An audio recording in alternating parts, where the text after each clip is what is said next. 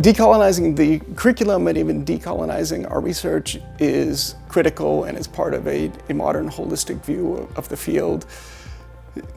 Because of the dominance of things like Greek and Roman architectural styles, even the dissemination of works written by Greek and Roman authors, it's easy to get a view that this was the only culture from antiquity, which of course is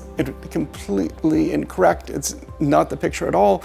The Mediterranean was a vibrant territory that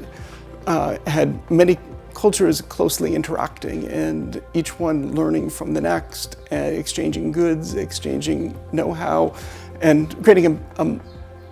mutually productive economic trade network. I would say that the main scope of this project is to give voice to the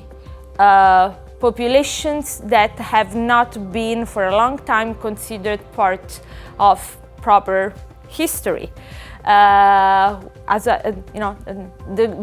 Greeks tells a lot about what happened in this land, but we don't know what happened from the indigenous perspective, and our work here, especially with the excavation at Incoronata, is to create a frame for these voices to be heard. And it's a very difficult task because the only way for us to recreate this story comes from material culture, comes from archaeological evidence. We don't have a book, we don't have anybody telling us the story, but we have to understand based on what we find on the ground and piece everything together and recreate the story of the interaction, and at the same time, if it is possible, to analyze the long-term history, how the life of the indigenous people has changed over time, together with and because of the arrival of the Greeks. So we have Greek historical records, and we have abundant Greek material testifying to what happened on Incoronata, but we also have this indigenous material, and it deserves to be treated as equally important